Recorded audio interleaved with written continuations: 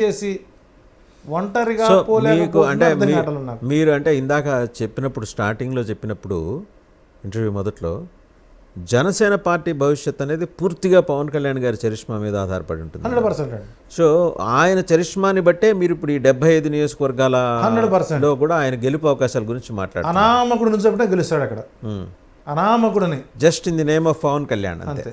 గతంలో ఎన్టీ రామారావు గారు బస్సు కండక్టర్లని రైతు కూలీలను తీసుకొచ్చి నుంచోబెట్టి గెలిపించే సందర్భాలు లేవా?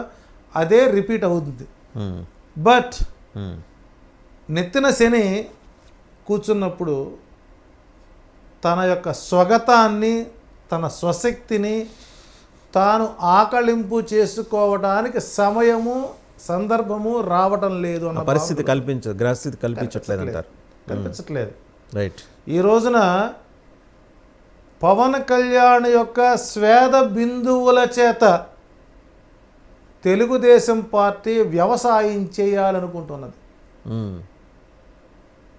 చాలా కాంట్రవర్షియల్ అబ్జర్వేషన్. 100% అది.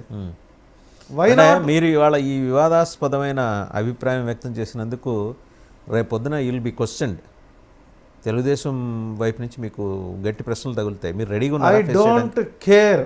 రెడీగా ఉన్నారా? I don't care TDP.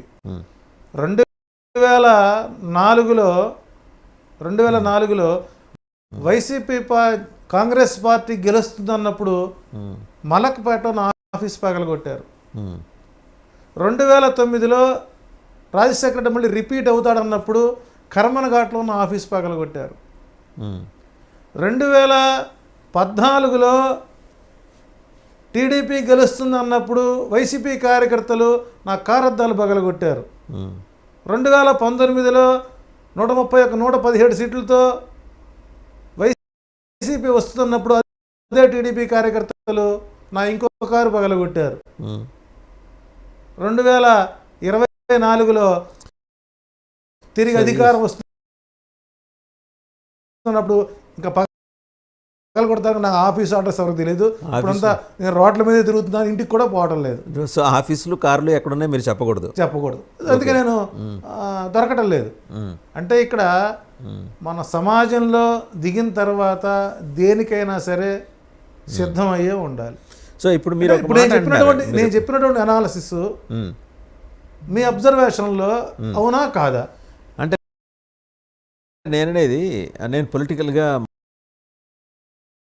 మాట్లాడదలుచుకోలేదు. ఇప్పుడు ఒకటే మాట చెప్తున్నాను.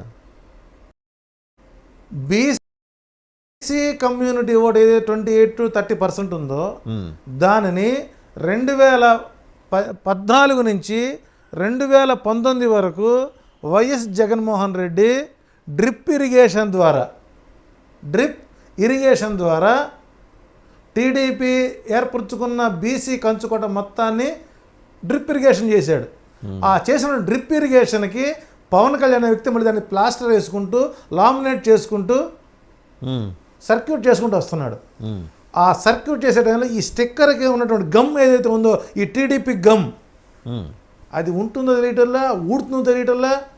చివరికి ఈ రోజున టీడీపీ సభలకు వెళ్ళేటువంటిది